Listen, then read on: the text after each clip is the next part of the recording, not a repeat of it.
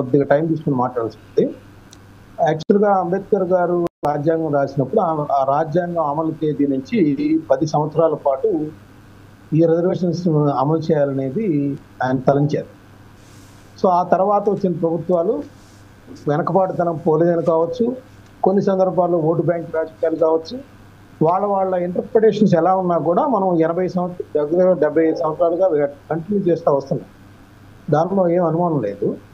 అయితే ఈ దేశాన్ని ఎక్కువ కాలం పరిపాలించింది కాంగ్రెస్ పార్టీ కాబట్టి కాంగ్రెస్ పార్టీ వాటిని పొడిగించడంలో ఎక్కువ కాలం పొడిగించిన కాంగ్రెస్ పార్టీ పాత్రను విడదీసి చెప్పలేమా.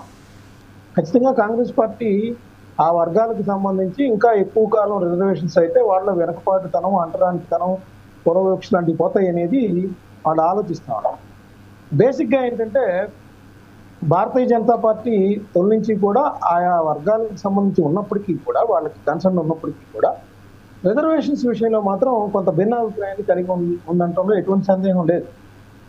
ఇక్కడే కాదు, మీరు ఉత్తరప్రదేశ్లో చూడండి, యోగి ఆదిత్యనాథ్ గారికి సంబంధించి మన సెంట్రల్ మినిస్టర్ అనుప్రియ పటేల్ గారు ఒక లెటర్ రాశారు. ఆ రాష్ట్రంలో ఎస్సీ ఎస్టీ బీసీలకి సంబంధించి అపాయింట్మెంట్స్లో కానీ లేదా ప్రభుత్వ పదవుల్లో కానీ వాళ్ళకి పక్షపాతంతో కూడిన ఇది లభిస్తుంది అనేది ఆమె లెటర్ రాసిన పరిస్థితి కూడా మనం చూసాం.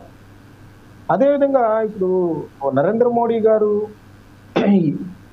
ఈడబ్ల్యూఎస్ లాంటి రిజర్వేషన్ పెట్టిన తర్వాత కూడా చూస్తే అంటే ఏంటంటే ఫార్వర్డ్ క్యాస్ట్లకు సంబంధించి కూడా ఎవరైతే ఎకనామికల్లీ బ్యాక్వర్డ్గా ఉన్నారో లేకపోతే రిజర్వేషన్స్ ఇంతకాలం సుదీర్ఘకాలం కొనసాగడం వల్ల నష్టపోతున్న వర్గాలు ఉన్నాయో వాటికి కూడా న్యాయం చేయాలనే ఒక దిశగా ఇది చేసిన పరిస్థితి ఉంది.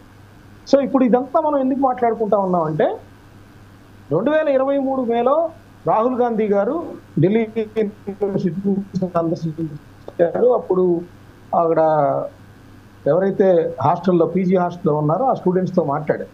ఆ రోజు కూడా ఇదే రిజర్వేషన్స్ విషయంలో ఈ ఎవరైతే ఆ నియామక ప్రక్రియ సందర్భంగా వాళ్ళు ఆ ఎస్సీ ఎస్టీకి సంబంధించి బీసీకి సంబంధించిన వర్గాల అధ్యాపకులు ఎవరైతే ఉన్నారో క్యాండిడేట్స్ వాళ్ళలో మాకు సూటబుల్ పర్సన్స్ దొరకలేదు, అక్కడ ఫ్యాకల్టీ మెంబర్గా బోధించడానికి సరైన విద్యార్థులు ఉన్నప్పటికీ కూడా అంత నాణ్యంగా లేవు అనే అది డైరెక్ట్గా చెప్పకపోయినప్పటికీ మీరు చెప్పిన నాట్ ఫర్ సూటబుల్ అనే ఒక వర్డ్ పెట్టేసేసి ఉంచుతున్నారనేది ఆ రోజు కూడా ఆయన రేజ్ చేసిన పరిస్థితి. మళ్ళీ ఈ మే దగ్గర వారం 23వ తారీఖు అనుకుంటా ఆయన వెళ్ళారు. ఆయన వెళ్ళినప్పుడు అదే చెప్పారు. ఏంటి పరిస్థితి బాబు, ఇక్కడ ఏదైతే రిజర్వేషన్ కేటగిరీ వర్గాలు ఉన్నాయో వీళ్ళందరికీ కూడా ఐఐటీలు కావచ్చు, దేశవ్యాప్తంగా ఉన్న విశ్వవిద్యాలయాలు కావచ్చు, వీటిల్లో ఈ ఎన్ఎఫ్టీ అనే దాన్ని పెట్టి పక్కన పెట్టేస్తున్నారు అనేది ఆయన ప్రధానమైన ఆరోపణ. సో దానికి యూనివర్సిటీకి సంబంధించిన వైస్ ఛాన్సలర్ ఏమంటారు, మీకెవరో తప్పుడు సమాచారం ఇచ్చారండి, కావాలంటే మా దగ్గర స్టాటిస్టికల్ ఇన్ఫర్మేషన్ ఉంది, దాన్ని చూసుకోవచ్చు. గతంలో 2004-14 మధ్య ఏ విధమైన రిక్రూట్మెంట్ జరిగినప్పుడు పర్సంటేజ్ ఆఫ్ ఈ ఎన్ఎఫ్టీ ఉందో ఇప్పుడు కూడా కొద్దిగా అటు ఇటుగా ఉంది తప్పితే పెద్దగా లేదు. మీరు విద్యార్థులను రెచ్చగొట్టే విధంగా చేయొద్దు, ఆ విధంగా చేయటం ద్వారా అనవసరంగా సమాజంలో కొన్ని అశాంతి రేకెత్తడానికి కారణం అవుతుందని చెప్పారు.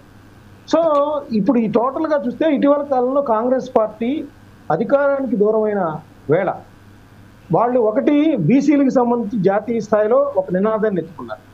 రెండోది ఏంటంటే ఇప్పుడు ఆయన కాన్సన్ట్రేషన్ ఇప్పుడు ఢిల్లీ యూనివర్సిటీ సందర్శించినప్పుడు ఐఐటీలు విశ్వవిద్యాలయాలకు సంబంధించి ఈ వెనకబడిన వర్గాలకు ఏ విధమైన అన్యాయాలు జరుగుతున్నాయో వెలుగెత్తి చాటుతున్న పరిస్థితి కూడా మనం ఇక్కడ గమనించచ్చు అనేది నేను చెప్తాను జమీల్ గారు.